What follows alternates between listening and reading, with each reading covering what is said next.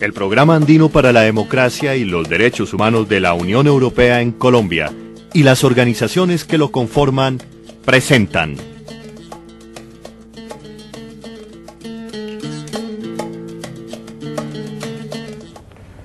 Hace 7 años, concretamente entre el 15 y el 24 de julio de 1997, los paramilitares cometieron la masacre de Mapiripán.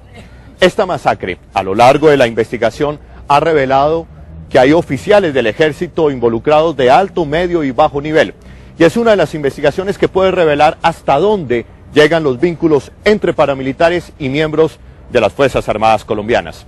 Precisamente esta semana la revista Cambio reveló una grabación donde el general retirado Alberto Uzcategui, uno de los involucrados en la masacre de Mapiripán, hace serias denuncias y dice que él no va a pagar 40 años de cárcel sin que antes revele todo lo que sabe. Y le dice al general Mora que es mejor que se hagan pasito. Este es nuestro tema de hoy en Contravía. Bienvenidos y bienvenidas.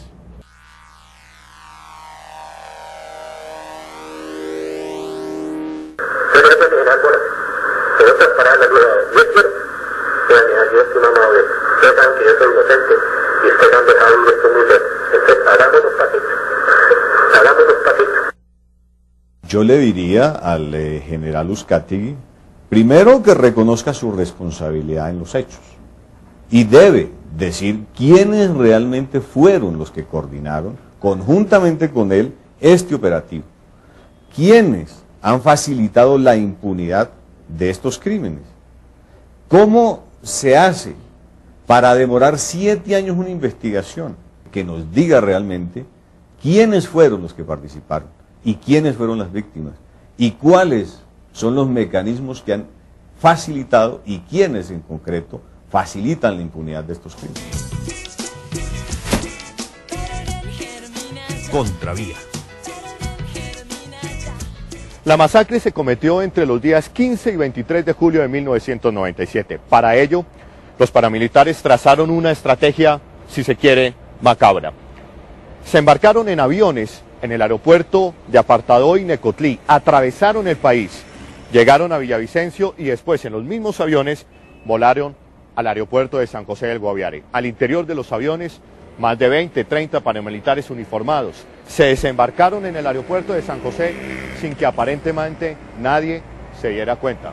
Vale la pena señalar que en el aeropuerto de San José del Guaviare existe una base antinarcóticos de la policía. En ese momento estaba la Brigada Móvil 2 del Ejército y allí está acantonado el Batallón París del Ejército Nacional. ¿Puede hacerse una estrategia de estas dimensiones sin que nadie sepa nada? ¿Sin que se cuente con ciertos apoyos?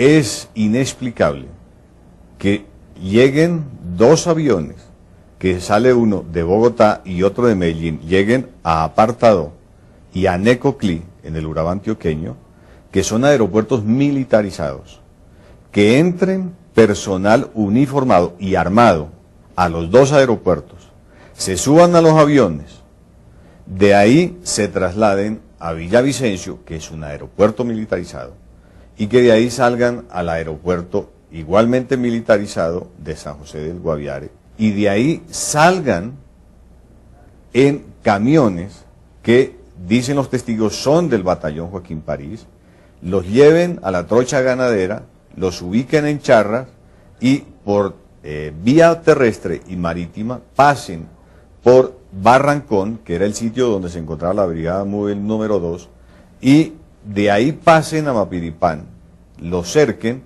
pasen a Puerto Alvira, cerquen la posibilidad de salida de la población y al día de hoy no se sepa quiénes estaban detrás de la operación. Es decir, cuáles eran los militares que estaban en Necoclí y en Apartadó, cuáles los militares de Villavicencio y los de San José del Guaviare y de todos los retenes por tierra y por agua, y no se hayan identificado en 7 años. 7 años donde aún permanece impune la masacre, según los abogados. Después de comerciales, ustedes escucharán al general retirado Alberto Uzcategui dar más detalles de cómo se llevó a cabo esta masacre. Contravía. Contravía.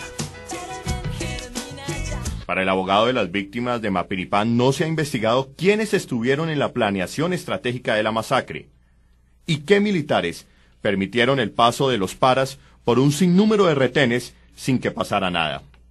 Pero es el general retirado Alberto Uzcategui, hoy detenido por su presunta participación en la masacre, quien promete revelar estos aspectos, por lo menos así se desprende de las grabaciones reveladas esta semana. Los aviones que transportaron los paras con la carga y los paramilitares salieron del aeropuerto de Los Cerdos en Urabá y del aeropuerto de Necoclí. En uno venía un para y en otro venía la carga. Las declaraciones de la policía que están ahí escondidas, dicen los policías, los paramilitares salieron escoltados por el Ejército Nacional. O sea que el vínculo con los paramilitares no solo son los bolivianos, viene del Urabá pequeño. Al fin y al cabo, los paramilitares llegarían por aire, por tierra y por agua en la madrugada del 15 de julio de 1997 a la población de Mapiripán. Nadie los pudo detener, o quizás nadie quiso detenerlos. Los paramilitares rodearon el pueblo y empezarían en ese momento y durante 6 días una ceremonia macabra donde acabaron con la vida de 49 colombianos, según frases del propio Carlos Castaño. Un teniente de inteligencia militar del ejército dio cuenta de que estos campesinos fueron mutilados, fueron torturados, fueron degollados, fueron descuartizados y sus cuerpos, la mayoría de ellos, fueron arrojados al río Guaviare. Es por eso que cuando la Fiscalía 10 días después llega a hacer la exhumación, solamente encuentra 3 cadáveres. Y esas son las imágenes que ustedes van a ver a continuación. Imágenes crudas que dan cuenta del resultado de una sola de las tantas masacres que ocurren a diario en Colombia.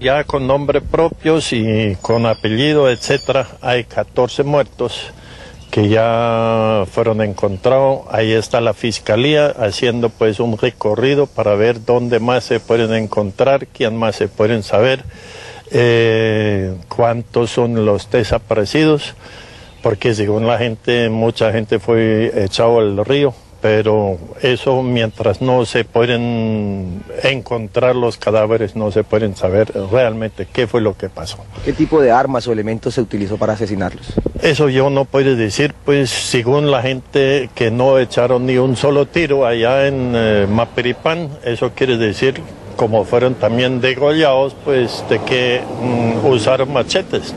La gente sigue asustado, desde luego, sigue saliendo de Mapiripán. En lo que se refiere ya a Caño Jabón está completamente vacío.